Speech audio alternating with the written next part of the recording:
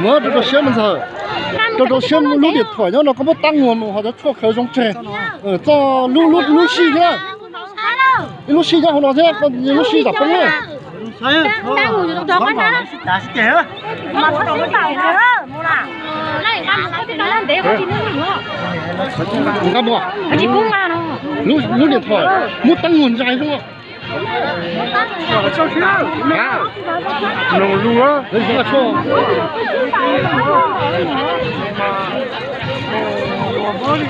nếu là chủ ký thì cái mà đi là cái lấy thù ra trên đó mấy cái này xin đi ra nhá khó đó là ngay mới chia thì tiền thì mới khó nó khó là tôi xem là thấm một đầu là xuất đó họ tự dùng rồi đó cô còn cho xí hảo thì tìm hàng đó có cánh gió có một sầu của thích tránh á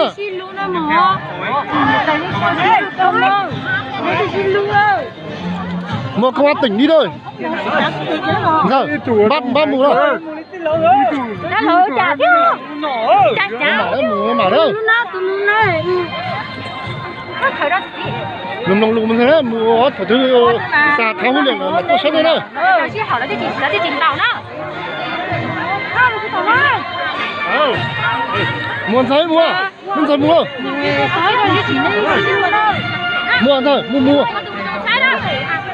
mua cho mua xe cái hát để có mua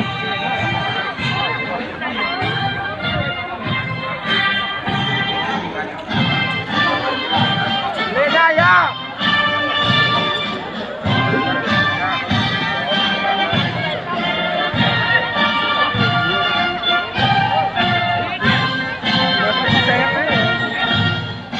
xe số 3 của trung đoàn 82 vào vị trí.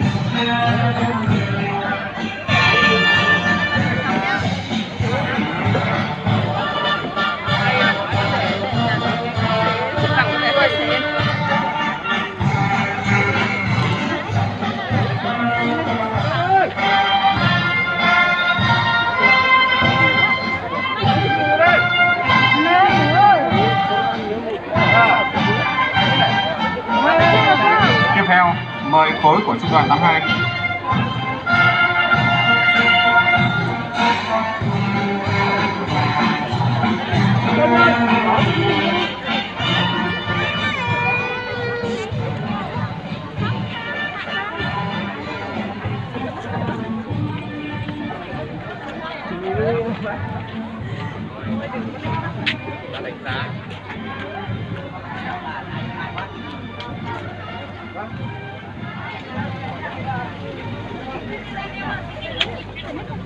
Bạn ơi, không cho bố về hết cốt rồi.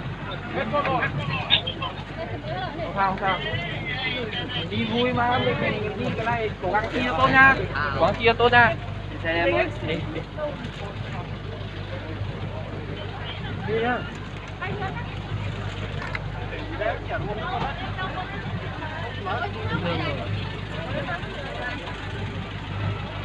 Nó hạ con lô xuống đây, hạ con lô xuống đây.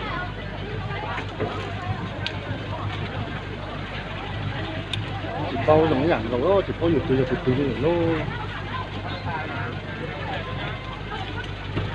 Ok, cứ để em lo không sao.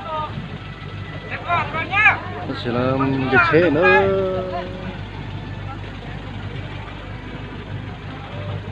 cái tốt luôn mà cái tụi mù cái lòng rau nhỏ lòng rau mù lên thì bạc bấy nó xiên thì lòng nó đấy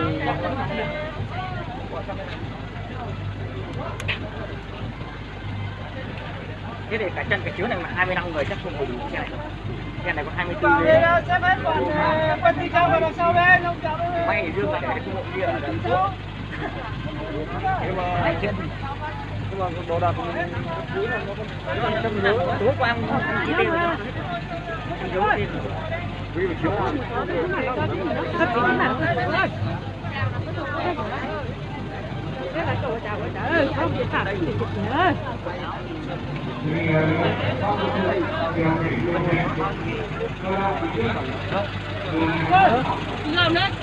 tất cả mua cái nhá. Ai rồi? tập trung ở khu vực phía trước cổng để lấy đường cho xe qua đây. Lực lượng cảnh sát có sự ký khẩn trương điều chỉnh đội hình. Công an lên xe đi.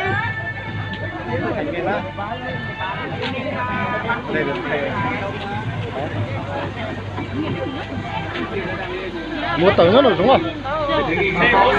Đến rồi.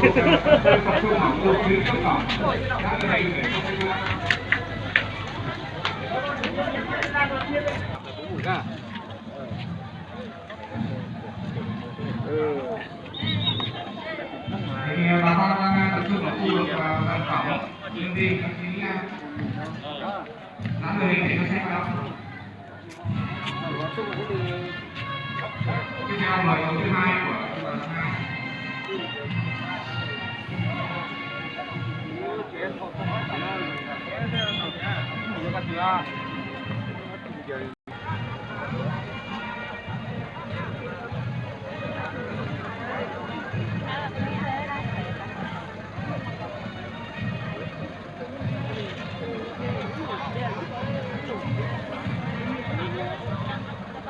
Nhiều đi ở đây đây.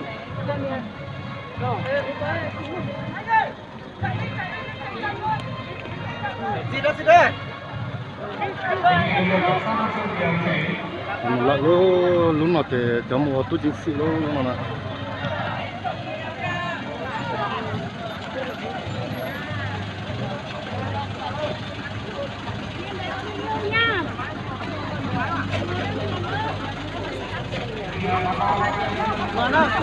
Nhìn trong đó.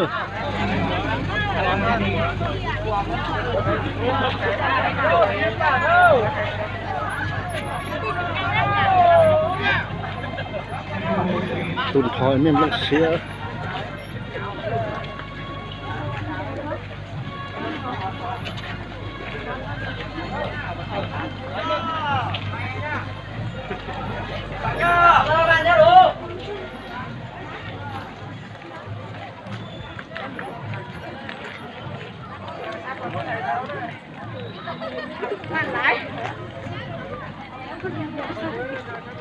Mua thầu nó mới.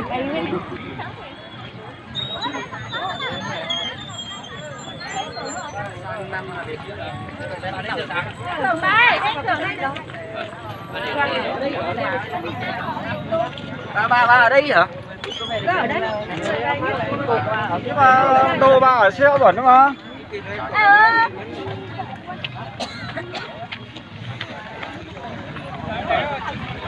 Li này dù tụi một thầu thì tấn một tỏ lại tụi sẽ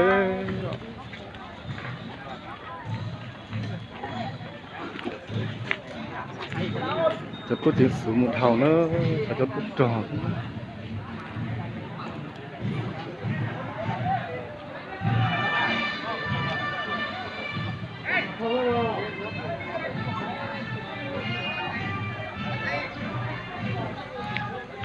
Chương trình diễn ra qua năm 2021 của huyện Mường Ảng đến đây kết thúc. Kính chúc quý vị đại biểu cùng toàn thể quân sĩ mạnh khỏe. Chúc quý vị đại biểu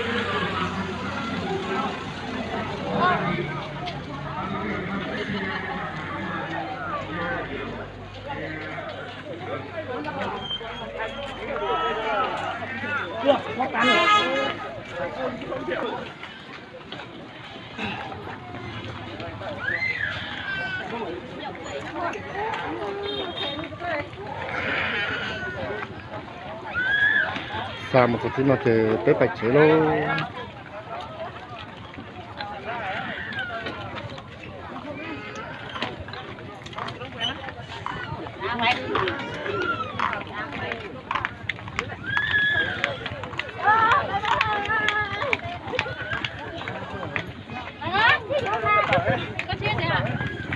Thế là không?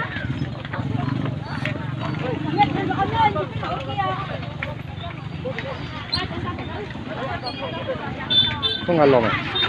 Thế nhá chạy có chết nữa.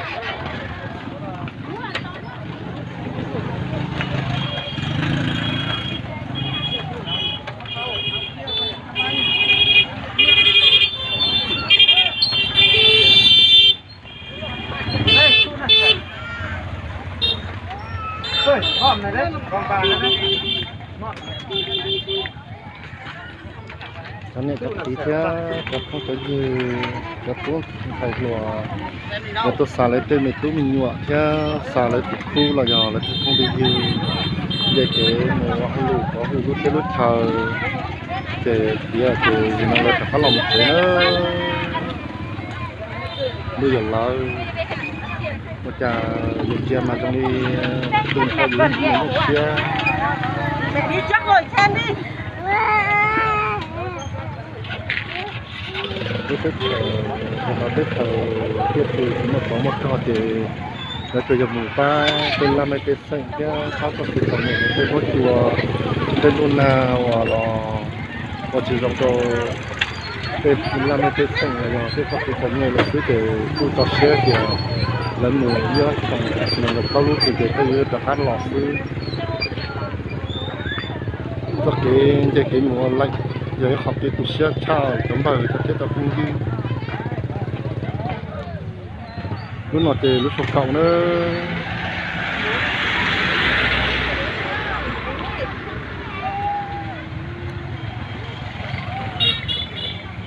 dân chống hòa là cái xe ở lọc tan tẩy bọc có thì chống nữa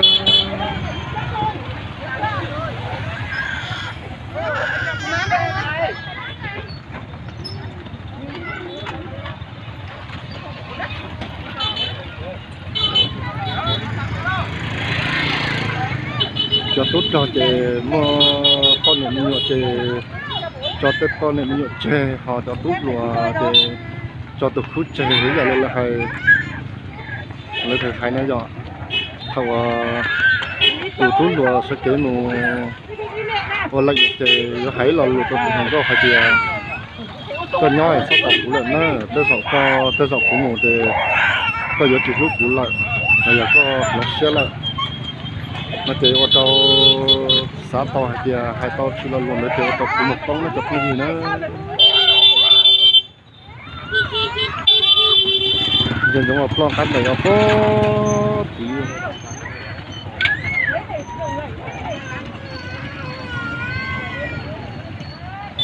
chụp plon đại bục tí đó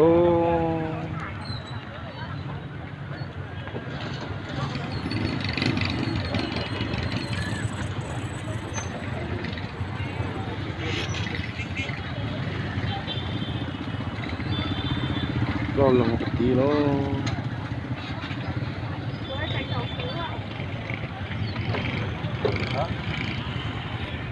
sau đó là một tà là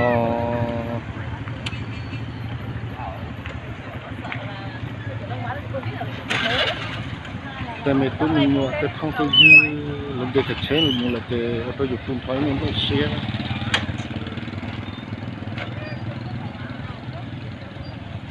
ไอ้ตัวนี้เราลูกจ่าลูกมันของตัวจีซื้อhoặcจะไม่ต้องยืนcho nên làm chứ nóซื้อvà thế thì xe thì tập không công ty bây giờ chỉ tập đến là cái nó dòng họ cho tu và một cái sự là một lô đa lô giò còn giờ cái hôm nào một ba lô tê lô chờ để nên mình chỉ tập đến nó danh kia chỉ tập đến là cái nó dòng ở nhà tổng tê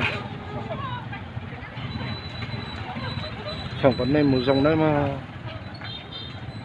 mình chỉ tập đến là cái nó dòng